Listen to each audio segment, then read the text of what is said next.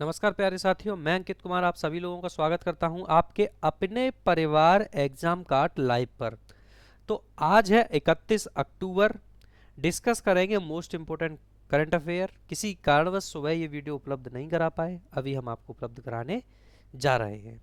आपको मैं बहुत ही अच्छे तरीके से यहाँ पे एक चीज़ समझाना चाहूँगा कि ये एग्ज़ाम कार्ड की तरफ से तैयार की गई एक बहुत ही उम्दा रैपिड सीरीज़ है, जिसमें आपको डिफरेंट डिफरेंट एग्ज़ाम के लिए बहुत ही महत्वपूर्ण उपयोगी कंटेंट मिलेगा। बात करेंगे इसे कहाँ से परचेज करेंगे, तो आप वैसे तो अमेजन फ्लिपकार्ट पर भी अवेलेबल है, बट अगर आप इसका एग्ज़ाम कार्ड जो ये वेबसाइट है अगर यहाँ से खरीदोगे तो आपको यहाँ पे 35% का डिस्काउंट मिल रहा है। और अगर आपने अंकित 10 कोड यूज कर दिया तो इसमें 10% और जोड़ कर दो, तो यानी कि 45% आपको डिस्काउंट मिल जाएगा। यानी जो किताबें आपको 1200 कुछ रुपए की मिल रही थी, अब वो सिर्फ आपको 684 रुपीज़ में प्रोवाइड हो जाएंगी। क्लियर है? चलिए तो बढ़ते हैं आपके अपने प्यारे से क्वेश्चन की तरफ। पहला, जिसमें आपसे पूछा गया है कि इनमें से किस फसल की नई जीएम किस्म को मंजूरी मिली है। जीएम किस्म मतलब कि जेनेटिकली मॉडिफाइड। तो आप देख पा रहे होंगे पिक में कपास को मिली है। जानेंगे थोड़ी सी इसके बारे में जानकारी। तो केंद्र सरकार जल्द ही कॉटन की एक नई जीएम किस्म को भी मंजूरी दे सकती है। ठीक है, अभी इस प्रस्ताव चल रहा है बट कंफर्म ही मान लीजिए आप। इस किस्म को जर्मन इंटरनेशनल कंपनी बेयर एजी ने विकसित किया है। इस ट्रांसजेनिक कॉटन को बीजी सेकंड डबल आरएफ यानी कि बलगाई सेकंड राउंड ऑफ फ्लैक्स के नाम से दिया गया है। कॉटन की इस किस्म में 3 बाहरी जीन्स का इस्तेमाल किया गया है। ठीक है, पहले 2 जीन्स कौन से हैं तो आप ध्यान रखना, क्राई IAC और क्राई 2AB। ठीक है, को सॉइल बैक्टीरियम से लिया गया है जिसका नाम है BT यानी कि बैसिलस थरिंजिनेसिस। थर्ड है आपका, तीसरे जीन का नाम है CP4 EPSPS यानी कि जिसे दूसरे सॉइल बैक्टीरियम जिससे लिया गया है इसका नाम है एग्रोबैक्टीरियम ट्यूमाफेसियंस। ठीक है, क्वेश्चन नंबर 2 में आपसे पूछा गया है हाल ही में तिब्बती ग्लेशियरों में कितने साल पुराने वायरस मिले हैं। तो आप ध्यान रखना, इसमें मिला है आपको ये लगभग 15,000 साल पुराने वायरस मिले हैं जमे हुए। थोड़ा सा जानेंगे इसके बारे में। तो तिब्बती ग्लेशियरों में प्राचीन वायरस की खोज की गई है जो लगभग 15,000 वर्षों से जमे हुए थे। एक विज्ञान पत्रिका है जिसका नाम है माइक्रोबायोम में प्रकाशित इस रिसर्च के निष्कर्ष के अनुसार नए खोजे गए वायरस ऐसे वायरस हैं जो अत्यधिक विपरीत और चरम वातावरण में भी जीवित पाए गए हैं। रिसर्च समूह को बर्फ के इन नमूनों में सबसे प्रचुर मात्रा में बैक्टीरियोफेज वायरस मिले हैं। ये वायरस बेसिकली देखा जाए तो मिथाइलोबैक्टीरियम नामक बैक्टीरिया को संक्रमित करते हैं।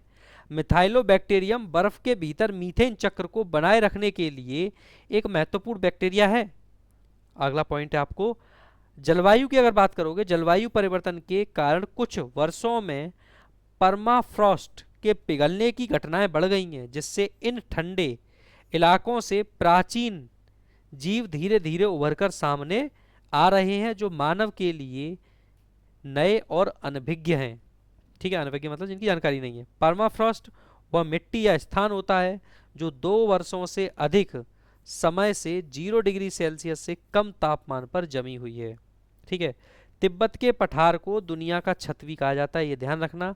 यहाँ के ग्लेशियरों को तीसरे ध्रुव के नाम से भी जाना जाता है। देखिए, क्वेश्चन नंबर 3 में आपसे पूछा गया है कि between which two countries bilateral air force exercise Garuda has been held recently. Got it now, हाल ही में द्विपक्षीय वायुसेना अभ्यास गरुड़ किन 2 देशों के बीच में आयोजित हुआ। तो Bharat America, Bharat France, Bharat Sri Lanka, Japan किसके बीच। तो भारत और France will be the correct answer. देखिए, भारतीय वायुसेना, फ्रांसीसी वायुसेना वायु और अंतरिक्ष बल, जोधपुर के वायुसेना स्टेशन, ये स्थान ध्यान ध्यान रखना इंपॉर्टेंट होते हैं। द्विपक्षीय वायुसेना अभ्यास जिसका नाम है गरुड़ में भाग लिया। यह द्विपक्षीय वायुसेना अभ्यास गरुड़ का कौन सा संस्करण है? तो ये तो 7वां संस्करण है। यह 26 अक्टूबर से 12 नवंबर 2022 तक चलेगा। इस अभ्यास में FASF की तरफ से राफेल लड़ाकू विमान A330 multi role tanker transport, actually में क्या होता है, मैं क्यों बता रहा हूँ आपको ये चीज़, तो ये एग्जाम में कभी कभी पूछ लिए जाते हैं केवल नाम देके कि ये क्या है, मिसाइल है, हेलीकॉप्टर है, क्या है, इसीलिए मैं आपको ये सारी डिटेल जो है वो बताता हूँ।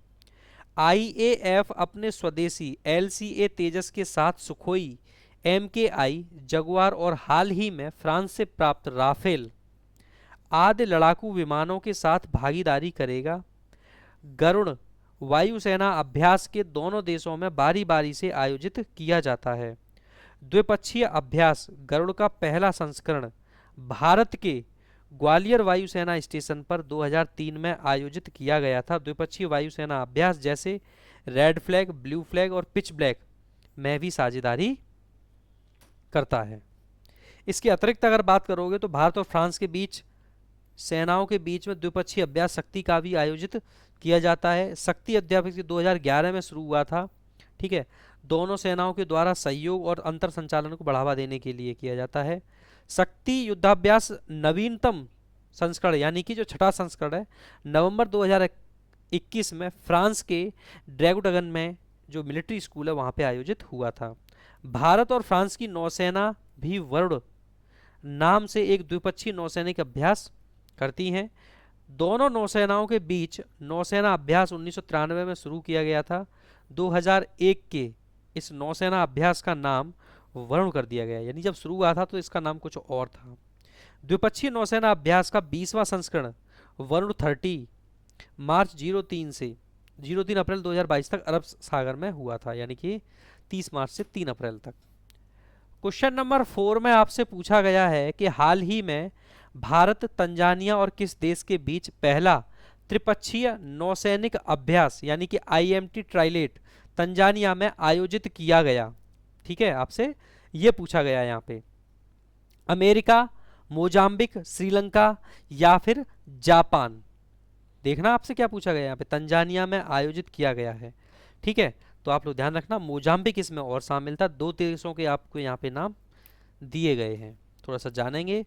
देखिए, भारत, मोजाम्बिक और तंजानिया ये 3 थे। त्रिपक्षीय नौसैनिक अभ्यास जिसे IMT ट्राइलेट तंजानिया में आयोजित किया गया। तीनों नौसेनाओं के बीच यह 3 दिवसीय संयुक्त समुद्री अभ्यास 27 से 29 अक्टूबर तक आयोजित हुआ। डेट भी ध्यान रखना आप लोग, ठीक है। तंजानिया की ये जगह है दार एस सलाम में हुआ है ये। इस अभ्यास में भारतीय नौसेना का प्रतिनिधित्व guided missile frigate INS Tarkash, Chetak helicopter और मार्कोस विशेष बल द्वारा किया गया। ठीक है, इस त्रिपक्षीय अभ्यास के 3 व्यापक उद्देश्य थे: आपस में प्रशिक्षण, सर्वोत्तम प्रथाओं को साझा करना, अंतर संचालनीयता को बढ़ावा देना, समुद्री सहयोग को मजबूत करके खतरों को दूर करने के लिए क्षमता विकसित करना। ये नौसैनिक अभ्यास हिंद महासागर क्षेत्र में समुद्री सुरक्षा और समुद्री पड़ोसियों के साथ सहयोग बढ़ाने में भारतीय नौसेना की प्रतिबद्धता को दर्शाते हैं। प्रधानमंत्री ने 2015 में हिंद महासागर क्षेत्र में सभी के लिए सुरक्षा और विकास के सागर की योजना का आरंभ किया। ठीक है, देखिए अगला क्वेश्चन फिर से आपके सामने बहुत अच्छा आया, जिसमें आपसे पूछा गया है कि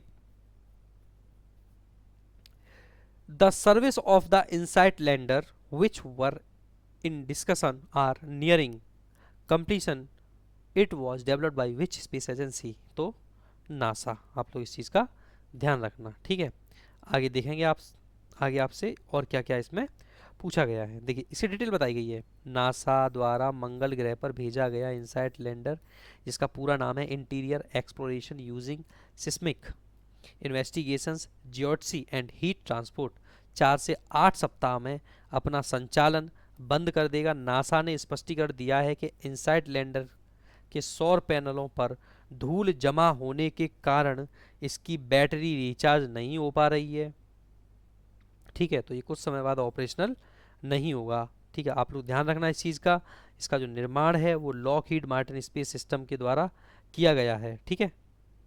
अधिकांश वैज्ञानिक उपकरण यूरोपीय एजेंसियों द्वारा बनाए गए थे। इसका प्रबंधन नासा की जेट प्रोपल्सन लेबोरेटरी द्वारा किया जा रहा है। ठीक है, प्रबंधन इसका जो मैनेजमेंट है। 5 मई 2018 को एटलस सभी 401 लॉन्च व्हीकल से लॉन्च किया गया था। ध्यान रखना आप लोग इस चीज़ का। सफलतापूर्वक 26 नवंबर 2018 को मंगल ग्रह पर एलिस स्थान पर ये उतरा था। इनसाइट ने यह भी पता लगाया है कि मंगल ग्रह पर भूकंपीय रूप से सक्रिय था।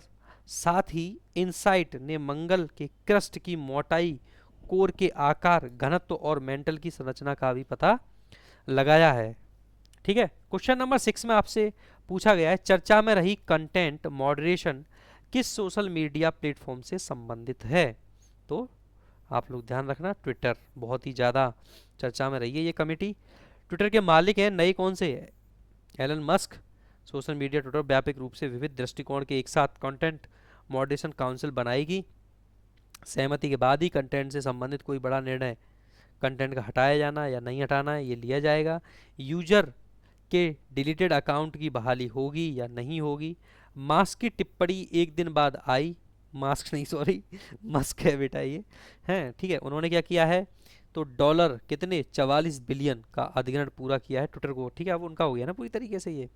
ट्विटर का अधिग्रहण पूरा होने के बाद ट्विटर के सीईओ पराग अग्रवाल, कानूनी कार्यकारी विजया गड्डे और मुख्य वित्तीय अधिकारी नेड सेगल और जनरल काउंसिल एडगेट को बर्खास्त कर दिया गया था। ठीक है, ये बहुत बड़ी बर्खास्तगी थी एक तरीके से आप मान सकते हैं इस चीज़ को। हाल ही में IARI यानी कि इंडियन एग्रीकल्चर रिसर्च इंस्टीट्यूशन ने काला नमक डैश की 2 नई किस्में विकसित की हैं। आपसे पूछा है तो काला नमक चावल।